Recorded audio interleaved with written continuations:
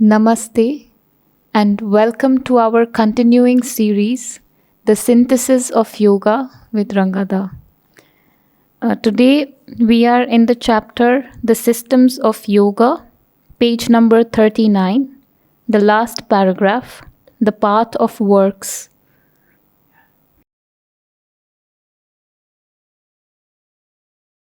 In this chapter, The Systems of Yoga, Sri has been describing some of the yogas. Okay, he has described the Hatha Yoga, then he has described the Raja Yoga, then the triple yoga, the Jnana Yoga, the Bhakti Yoga, and now he comes to Karma Yoga. Okay, so we'll read the passage, we'll read the paragraph, and then come back to it. The path of works aims at the dedication of every human activity to the Supreme Will. It begins by the renunciation of all egoistic aim for our works, all pursuit of action for an interested aim or for the sake of a worldly result. By this renunciation, it so purifies the mind and the will that we become easily conscious of the great energy, universal energy, as the true doer of all our actions and the Lord of that energy as their ruler and director, with the individual as only a mask, an excuse, an instrument, or more positively, a conscious center of action and phenomenal relation. The choice and direction of the act is more and more consciously left to the Supreme Will and this universal energy. To that, our works, as well as the result of our works, are finally abandoned. The object is the release of the soul from its bondage to appearances and to the reaction of phenomenal activities. Karma Yoga is used, like the other paths, to lead to liberation from phenomenal existence and a departure into the Supreme. But here too, the exclusive result is not inevitable. The end of the path may be, equally, a perception of the divine in all energies, in all happenings, in all activities, and a free and unegoistic participation of the soul in the cosmic action. So followed, it will lead to the elevation of all human will and activity to the divine level, its spiritualization, and the justification of the cosmic labor towards freedom, power, and perfection in the human being. So, we'll go back to the beginning of the para. Basically, what he's saying is that there is the third, and those who are engaged in the physical world with its activities and all that are recommended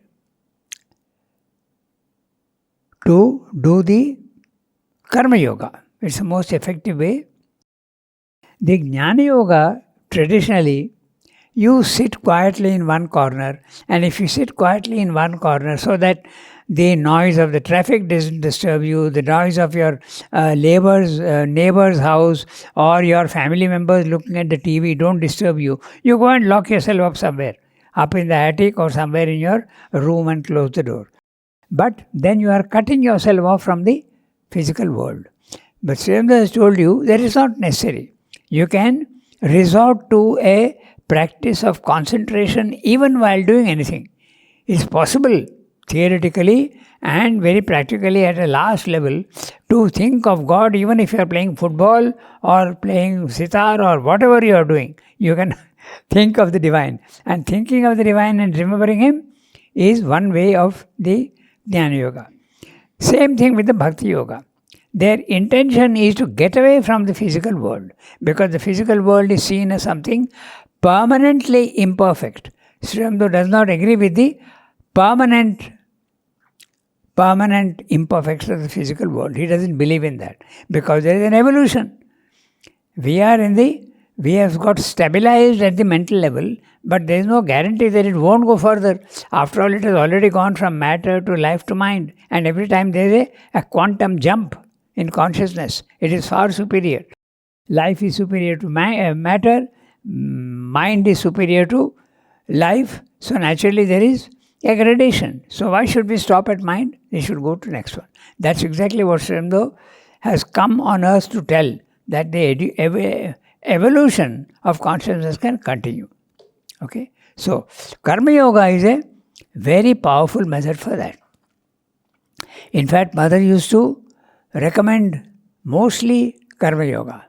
Okay, Sri Aurobindo used to say that it is good to keep aside half an hour a day at least for meditation and quieting yourself, because you must also get the habit of non-activity. There are some people who are over active, so they cannot sit quiet. They will have to do something or other. But it is necessary to be able to sit quietly for some time without fidgeting and without any desires entering the vital or any thoughts entering the mind. You have to train yourself for that. So, in Sri Aurobindo's yoga, the most powerful method is surrender and a remembrance. Remember, offer, remember, offer. So, these are the three traditional paths, and all of them, there is a tendency to reject the physical world. But he has also put, for each one, he has said that's not the only way. It can be done also by being in the physical world and engaging in whatever action you have chosen. You may be a doctor, you may be a diplomat, you may be an engineer, you may be a musician, painter, whatever. But you don't need to reject the physical world. So now, with this background, we read the para. The path of works aims at the dedication of every human activity to the Supreme Will. This is the Karma Yoga. It begins by the renunciation of all egoistic aim for our works. So that's the first thing. You have to begin, in the Gita you use the word Nishkama Karma. Every karma that you do, there should be no desire in it. And desire will be there if you have an ego. So if you start doing egoless works or desireless works, slowly, the desires goes away and you will be doing the work for, not for yourself, but for something else, for the divine. That's an ideal condition, but you may also think of lesser gods, okay? Somebody will be doing it for Ram, somebody will be doing it for Ganesh, somebody will be doing it for Buddha, but the ultimate aim is the Supreme Lord, okay? So, this is a Karma Yoga. And when you do that, it begins by the renunciation of all egoistic aim for our works. You don't do anything for yourself. Not only for yourself, but also for an interested aim. It may not be for yourself, but it may be for something else. Okay? I want to help that person. Interested aim. Can an interested aim be absolutely egoless? It can be, but it usually is not at our level, because you want to take egoistic credit for what you have done. So, it is possible. Of course, a yogi does that. Okay? Sri Aurobindo and Mother are doing a huge amount of work, but they are interested in the welfare of all their disciples. But there is no ego in it. So it's possible, but difficult, not easy. So, interested aim or for the sake of a worldly result. Now that's very interesting, because take the example of Sri Aurobindo himself. If you read the Uttarpada speech, he is saying that the Uttarpada speech was when he came out of jail. So, he says there that I was doing work for the nation. I was not doing anything for myself. Okay? And yet I was removed from there and put into prison. And I was wondering, what have you done? I am telling Sri Krishna, what have you done? Because he used to always have an interaction with Sri Krishna. So, he's saying, I was doing an important work and you put me here. So, but he found later on that there was an element of interest and attachment to the work. So, when he was told to give up that work and that work will be continued by others, you go to Pondicherry and do some much more important work. He came to Pondicherry, he obeyed immediately. But even he had the problem. Because you are doing for either your nation or your for a worldly result, not for yourself. So that's why you'll see this idea in Sri Aurobindo all the time: altruism, philanthropy, works for general mankind, charity is good at that level, but it's not a spiritual activity. You don't need to do it for spiritual activity, okay? Because ego comes in always. So it begins by the renunciation of all egoistic aim for our works, all pursuit of action for an interested aim or for the sake of a worldly result. By this renunciation, it so purifies the mind and the will that we become easily conscious of the great universal energy as the true doer of all our actions, and the Lord of that energy as the ruler and director, with the individual as only a mask, an excuse, an instrument, or more positively, a conscious center of action and phenomenal relation. So we'll go phrase by phrase and we'll see. So first he's saying, by that renunciation, when you remove, you don't do it for yourself but do it for somebody else, naturally this desire and ego is a veil that covers, and if the veil goes away, you realize that you are not doing anything, it is universal nature which is doing in you. If you see carefully, you will see that universal nature is working everywhere. In matter, universal nature is making the river flow. The river is not flowing by itself. It's a universal Prakriti that is making the river flow. The sun is shining. It is again nature, universal nature which is doing that. So, when you come to animals also, the animals are also propelled by their nature, individual nature, which is part of universal nature.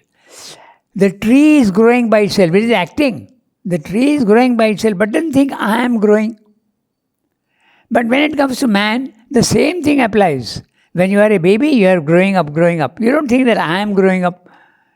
In fact, you do think that you are growing up because you have an ego. But if that egoism goes away, then you realize that nature is acting and you are not acting. So that's a big thing. Then who is this Lord? The Prakriti.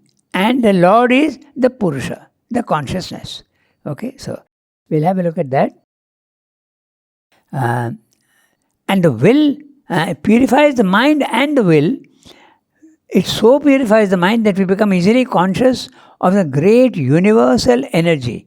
So the great universal energy is Prakriti, as the true doer of all our actions, and the Lord of that energy, Purusha. So there is Purusha, which is consciousness, and Prakriti is the force. And the force is the Lord's force only.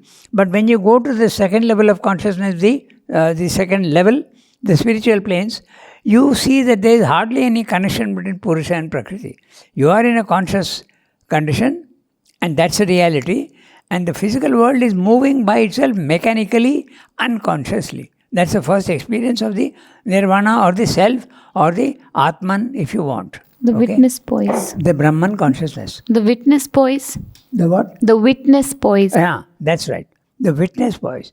You're not participating, you're just watching. Okay, that's the first.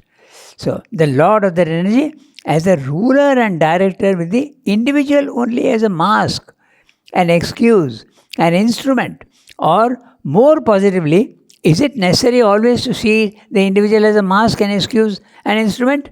That's what the Buddhist is doing, and that's what the Mayavadan is doing. But now Sri Aurobindo is adding a little positive touch of his own yoga. Is the individual really that unimportant? No. More positively, a conscious center of action and phenomenal relation. So, even the individual, we must not belittle his importance. Sri Aurobindo says that the infinite is no doubt big, but the infinitesimal is also to be, it's the principle of the divine is infinity as well as infinitesimal. So, both are equally important. He has got this idea in many places. In that poem, Who, you remember? The hand that sent Jupiter spinning through heaven spends all its cunning to fashion a curl. So, the highest and the biggest and also the smallest. Okay. In Life Divine, he uses the word He makes the vast universe, but he also pays the same attention to the building of an anthill. So this is the idea. And other poets also have seen that idea, that the infinite and the finite are really involved in each other. In the infinite, the potentiality of the finite is there, and in the infinitesimal also it is possible to see the universe in a grain of sand. Okay, so the famous lines of William Blake. Okay, in his poem Auguries of Innocence, which he says, to see a world in a grain of sand and heaven in a wild flower, hold infinity in the palm of your hand and eternity in an hour. So the same idea, same thing saying here also, that the individual also has got his own, more positively, a conscious center of action and phenomenal relation. And even when the divine is acting through the Prakriti, but he needs the individual as a point of leverage, as an instrument. This is a very important aspect, because the divine does not work himself directly in the physical world, but he works through the Prakriti, and Prakriti is working through the individual. So, in another place he will tell you that nature, not content with her own slow progress, creates man so that her own evolution can become faster. And what is that? Yoga. The animal can't do yoga, but the human being can do yoga. So her universal nature's evolution will be faster. So he puts it in that way. Okay, so the individual as only a mask, an excuse, an instrument. This is the Buddhistic view. In fact, they go even farther. They say that the individual has no reality. Okay, but here Sri Aurobindo is saying at least a mask or excuse. But is it really only an instrument and a mask? No, he is also a conscious center of action and phenomenal relation. Conscious center of action is very clear. He is very conscious of what he is doing. And phenomenal relation. Relations with others, but they are phenomenal and not absolute.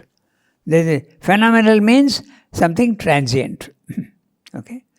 Phenomenon, and the other word is noumenon, which is permanent. Okay, so the choice and direction of the act is more and more consciously left to the supreme will and this universal energy. The supreme will is the Purusha, and this universal energy is Prakriti. So, as you go on doing the action, not for yourself, but offering it to the Lord, slowly the thing comes that you start becoming conscious of the fact that he is guiding you. So if he is guiding you, you realize that you are doing it for him. Okay, so this becomes the choice and direction of the act is more and more consciously left to this supreme will. Let him do what he wants and this universal energy. To that, note that he has put that with a T-cap. Okay, to that, our works as well as the result of our works are finally abandoned. Why is he saying to that and not something more positive? Because it is usually ineffable. The divine can't be described in any way. He is beyond all description. No? So, to that, and also it can be, the divine can be impersonal as well as personal. So that's why he is using the word that. Okay, tat. In Sanskrit we use the word tat, na? Om tat sat. Okay, yes. So that is. To that our works as well as the results. Now note that. Okay. Normally we do something work, but we are interested in the result. We want success. We want a good result. But he is saying, do the work as best as you can, but don't worry about the result. Slowly, even the work you do as best as you can, but don't be attached to it. Okay, so to that our works as well as the result of our works are finally abandoned. The object of Karma Yoga in the traditional path is the release of the soul from its bondage to appearances and to the reaction of phenomenal activities. So this we'll have to carefully look. Okay, so first of all he's saying release from the soul. So where is the soul? It is trapped in the body-mind life. So it has to be released. That's a prison house. The body, the mind, and the life. It has to be released. And when the consciousness goes out, it feels that it is standing outside the body, mind, life. They even speak of it as standing above the head, okay? And watching. You are on a mountain top and watching what's going on in the valley. You are only a witness, you are not too much interested, but you are watching, okay? It's not that you are not watching, you are watching. The object is the release of the soul from its bondage to appearances and to the reaction of phenomenal activities. Everything that's happening in the physical world, okay, there's no reaction from you. Yeah. The results of our works and is the release from its bondage to appearances and the reaction. So you are also being released from the reaction to phenomenal activities. I think we have discussed this earlier, but this idea comes up again and again, and it is very much there in Indian philosophy. Okay, that is to say, you are there in the universe and you are interacting with the universe all the time. The universe is acting on you and you are acting on the universe. When the universe is acting on you, it is acting through your 5 senses.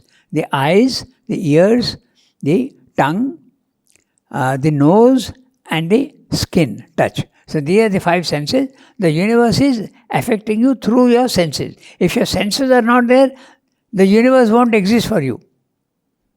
So it is through the senses that you are experiencing the universe. But when there is this impact of the universe on you, you react. And that is so these are the Jnana Yogas and they are the Karma Yogas. Jnanendriya, the senses of knowledge, and the Karmendriya, the work that you are doing in the universe. Okay, you using your hands, I can have an effect in the physical world by using my hands. I can either caress somebody or slap somebody. I have an effect in the physical world. I use my legs also for that. So, and also the 2 organs at the lower end of the body. There also you are interacting with the physical world. And the last one is speech. My speech can have an effect in the physical world. So the world is interacting with you and you are not interacting with the world. But when you do this karma yoga and give up everything to the divine, you are released from reaction of phenomenal activities. In other words, the world is acting in you, but you are not acting back.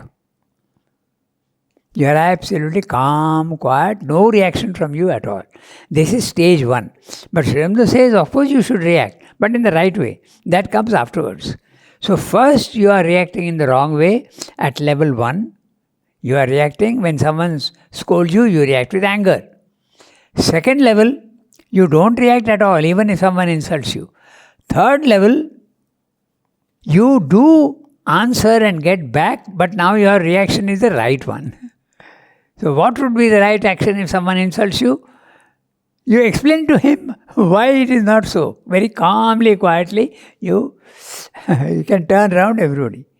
Okay? So this was the meaning of the reaction. The release from the reaction to phenomenal activities.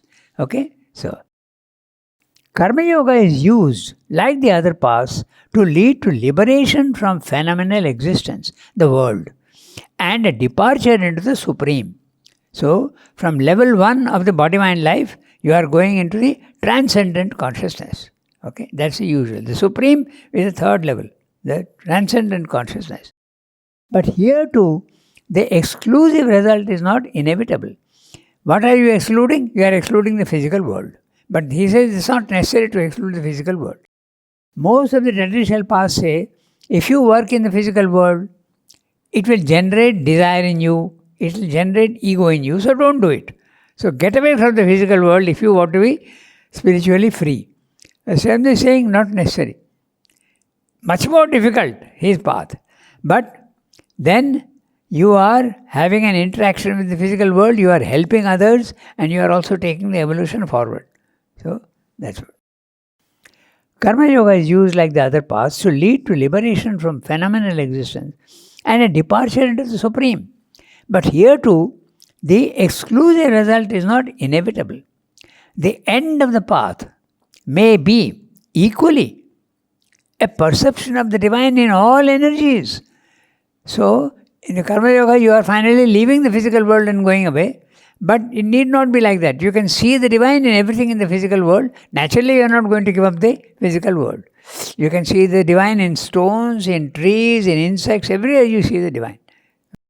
That also could be pantheism, what is known as pantheism, seeing divine in nature. Okay, that is also possible. That's what he's saying.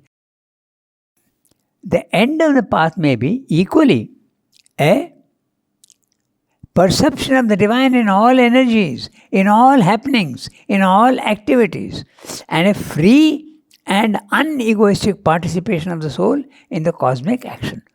The cosmos is acting, there is an evolution, and you are participating in that action. You become part of the universal action without release from it. Okay?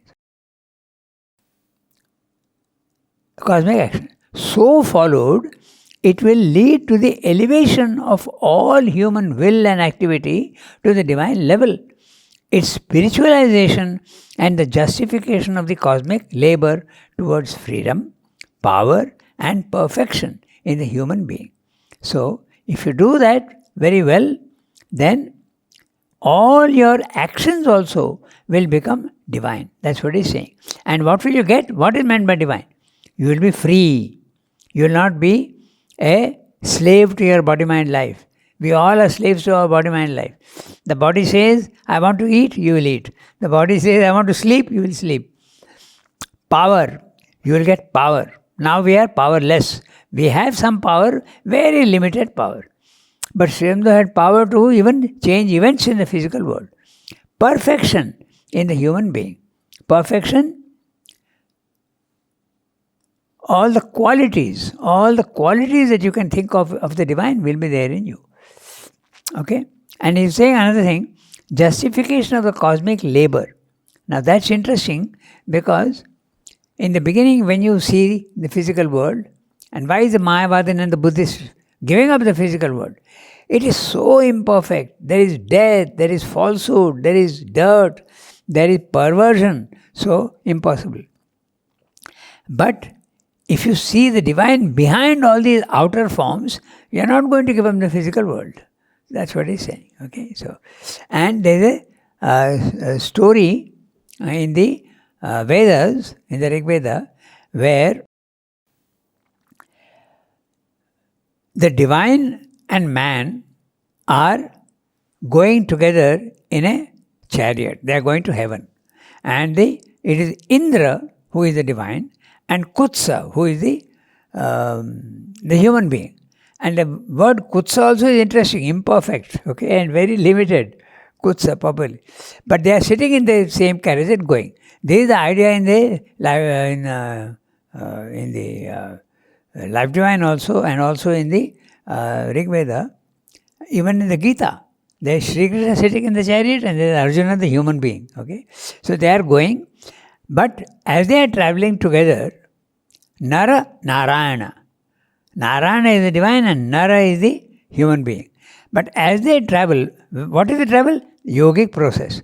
So they are going, and finally when they reach heaven, they have become so similar to each other that the others can't make out the difference between Indra and Kutsa. So that's what Sri Aurobindo is saying, put on the divine nature. Okay? All your human will and activity to the divine level. You will have a divine nature. Okay? So that is the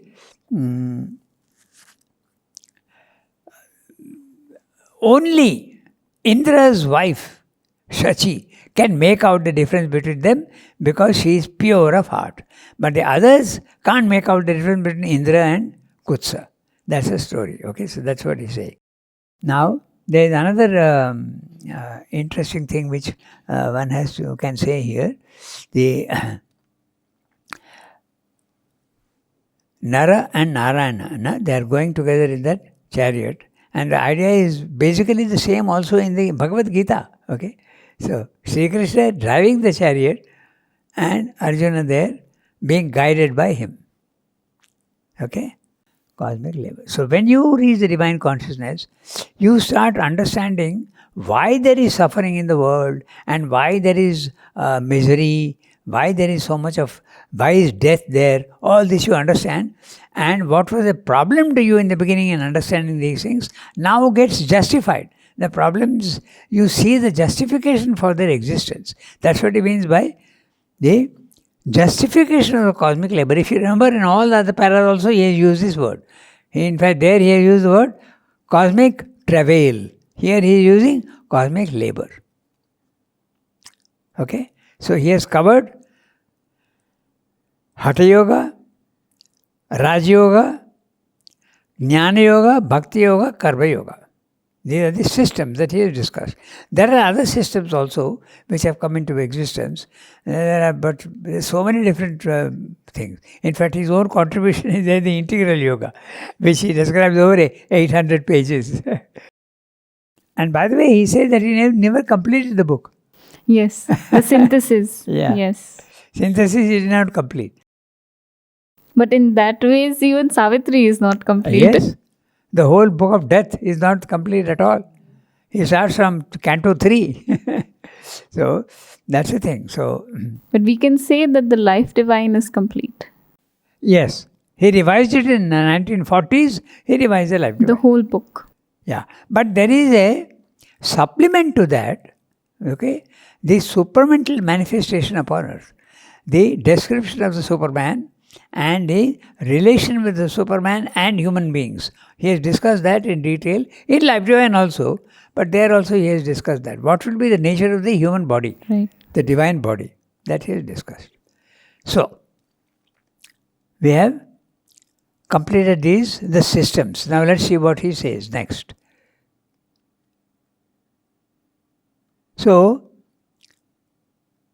he has described all these. So now his integral yoga is a synthesis of all these systems. He wants to combine them. So how to do that? That's what he's going to discuss. Okay? We can see also that in the integral view of things, these three paths are one. They all end in perfection, freedom and power. We can see also that in the integral view of things, these three paths are one. Divine love should normally lead to the perfect knowledge of the beloved by perfect intimacy, thus becoming a path of knowledge, and to divine service, thus becoming a path of works. So also should perfect knowledge lead to perfect love and joy, and a full acceptance of the works of that which is known. Dedicated works to the entire love of the Master of Sacrifice and the deepest knowledge of his ways and his being. It is in this triple path that we come most readily to the absolute knowledge, love, and service of the One in all beings and in the entire cosmic manifestation. So he's giving you a hint here that my integral yoga will be a combination of all these. Of this. But how to do it, that's what he will discuss. Maybe not a combination, but all of these having their play, Yes. respective play. A combination in that sense that you don't do all together, that's what Right. we'll discuss in the next chapter. Can we do all together? Or can we do one by one? One by one. So, or do we have to find a principle which is common to all of them? That's what he's going to discuss in the next chapter. Okay? So first he's saying divine love. When you love somebody, you are constantly in touch with that person and there is an intimacy. So you naturally come to know him.